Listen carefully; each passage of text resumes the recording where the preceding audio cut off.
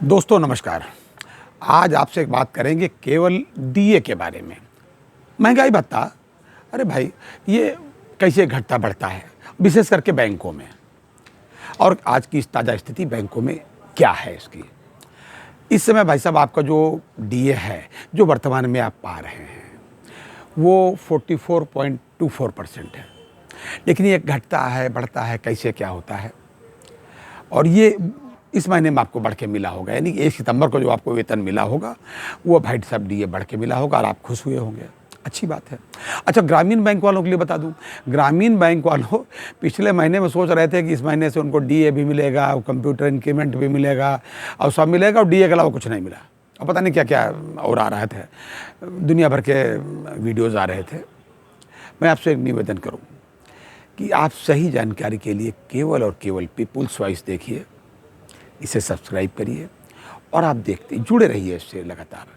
आप देखिए कि किस तरीके से आपको सही जानकारी सही समय पर आपको ये पीपुल्स वॉइस चैनल आपको देता है। मैंने आपको पिछली बार भी बताया था कि इस महीने में आपको केवल डीए बढ़ के मिलेगा। वही आपको 1 तारीख को जो आपको वेतन या पेंशन जो भी मिली होगी उसमें डीए ही मिला होगा। ग्रामीण बैंक वालों को कंप्यूटर इंक्रीमेंट की बात थी, उनको वो भी नहीं मिला।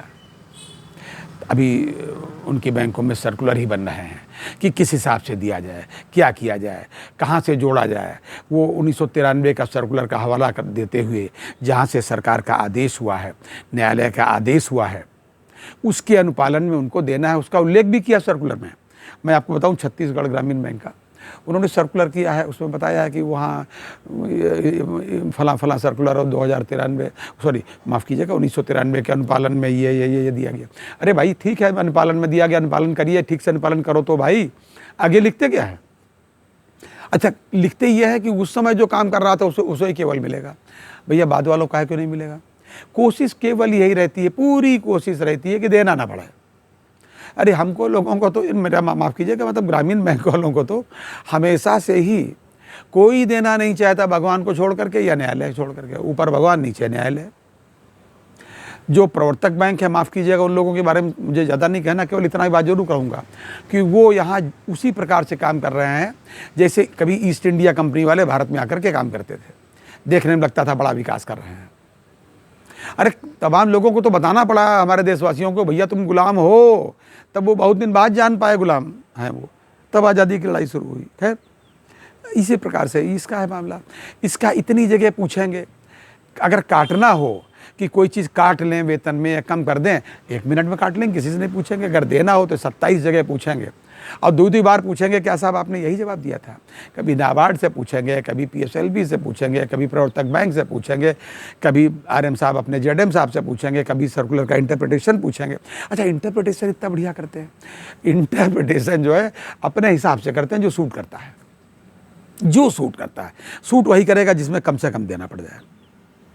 क्या मतलब है, देना आपको ही है, देना आपको पड़ेगा ही है। लेकिन नहीं, आप मानते नहीं। आप बाद वालों को भाई साहब क्यों नहीं कंप्यूटर इंक्रीमेंट देंगे। एक तो वैसे आपने ये आदेश हुआ है कि साहब अप्रैल 2018 से दीजिए, उसको भी अभी आप तैयार नहीं कर पाए हैं। अभी तक आप तैयार नहीं कर पाए, केवल लगा रहता है उसमें मामला कि कब दिया जाए। खैर, अब मैं एक गुड न्यूज़ दे दूँ आपको, बैंक वालों को। अब गुड न्यूज़ इसलिए है कि हम लोग छोटी छोटी बातों में खुश हो जाते हैं, इतना परेशान रहते हैं भाई साहब।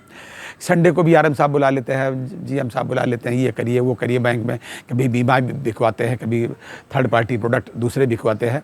मतलब हम लोग अपने आप में इतने दुखी रहते हैं कि ज़रा सी खुशी में खुश हो जाते हैं। तो मैं वो खुश होने की बात बता दूँ कि भाई साहब, अब से जो नवंबर में, यानी कि नवंबर 2023 में जो आपको डीए मिलने वाला है बढ़ करके, वो भाई साहब उसका उछाल बहुत अच्छा है। पिछले 7 वर्षों में इतना बढ़िया उछाल नहीं आया, ये मैं आपको बड़े दावे के साथ बता रहा हूँ।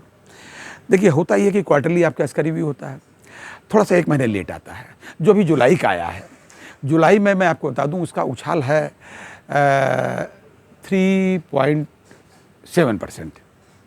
ठीक, इसके पहले 134 था, अब की 139.7 आया है। तो मेरे ख्याल से ज़्यादा आया है, सॉरी माफ़ कीजिएगा, 134 से एकदम से 139.7। लेकिन अगर अभी यही ट्रेंड नहीं बने रहे, हो सकता बने रहे, अगर यही ट्रेंड बने रहे, यानी अगस्त और सितंबर का जो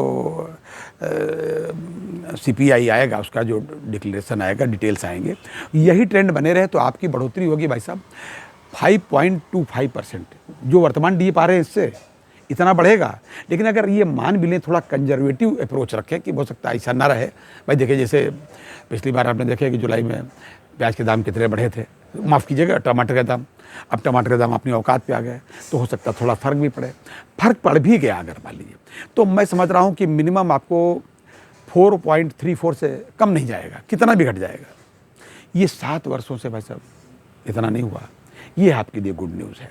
वो इतना पड़ेगा ही पड़ेगा। लेकिन एक चीज़ और, कितना खुश होना ये भी बता दूँ, ये रिटायरीज़ के लिए नहीं है। रिटायरीज़ का बढ़ेगा फरवरी में, बढ़ेगा या रिव्यू होगा जो भी है। तो ये अभी केवल वर्किंग वालों के लिए। और आपका जो सेटलमेंट है, जो फिल्टर होकर के इन्फॉर्मेशंस आ रही हैं कि चुनाव के दृष्टिगत, चुनाव को 2024 के चुनाव को, लोकसभा के चुनाव को ध्यान में रखते हुए ये दिसंबर तक फाइनल हो सकता है, यानी 12वां वेज रिवीजन आपका। जी हाँ, और है ये कि बहुत ज़्यादा इस पर जाने की उम्मीद नहीं है। जो पिछले ट्रेंड रहे 15%, इसी के आसपास रहेगा, 1-8% गड़बड़ भी सकता है। और एक चलते चलते आपको एक चीज़ और बता दूं, कम से कम बैंक वालों को, कि थोड़ा सा अलर्ट हो जाइए। आपको कितना डीए में घाटा हो रहा है भाई साहब। डीए का जो कैलकुलेटिव सिस्टम है भाई साहब, एक तो मैं बता दूं आपको, जो वो एलआईसी से कम है। एलआईसी से कितना कम है बताऊं आपको, जो कैलकुलेशन का प्रोसीजर उसके अनुसार उनका होता है 0.08 पे, आपका होता है 0.07 पे। आप कह सकते हो अरे साहब इतने में क्या है, जरा सा 0.0, जी ऐसा नहीं है। जब आप इसको कैलकुलेशन में आएंगे और अमाउंट में आएंगे, अमाउंट वाइज अमाउंट पे आ जाएंगे कैलकुलेट करके, तो आपको फ़र्क पड़ेगा। आप देखेंगे आप कितना घाटा उठा रहे हैं, बैंक वालों को कितना घाटा हो रहा है जी। अब इस पर आप अपने नेताओं से पूछिएगा कि वो क्या कर रहे हैं, क्या नहीं कर रहे हैं।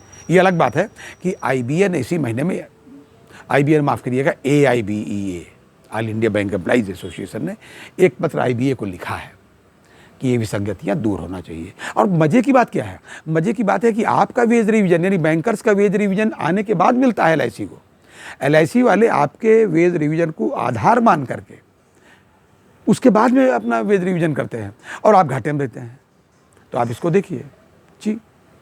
और हाँ, 2024 का जो चुनाव आ रहा है, इसके बारे में आपको आपकी ताकत का एक प्रतिबिंब दिखा दूं कि अगर आप इसमें ओपीएस मांगते हैं तो शायद आपको मिल भी सकती है, मौका अच्छा है, आप इसको मांग करके देखें। इसलिए ताकत आपकी क्या है मैं बता दूं, अभी उपचुनाव हुए हैं देश में। उत्तर प्रदेश में भी एक छोटा सा उपचुनाव हुआ, विधानसभा का घोषी उपचुनाव। इसमें 184 जो है मत पत्र जो है वैलेट वाले आए हैं, जो डाक से आए हैं, उन लोगों के जो सरकारी कर्मचारी चुनाव की ड्यूटी पर लगे हैं।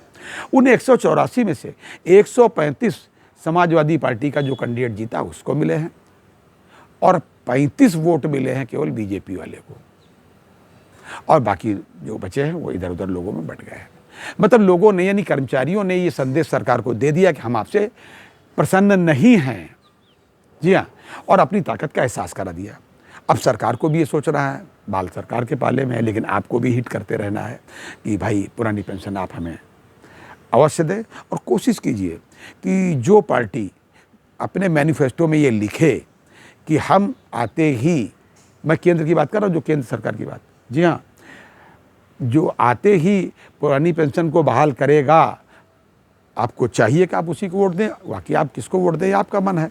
और वर्तमान सरकार से आप अनुरोध कर सकते हैं कि भाई हम लोग हमेशा बैंकर्स उनको समर्थन देते आए हैं, आगे भी देना चाहते हैं, लेकिन इसके लिए आपको चुनाव से पूर्व घोषणा करनी पड़ेगी कि आप ओपीएस बहाल करेंगे। अगली बार अन्य अपडेट्स के साथ, तब तक के लिए नमस्कार।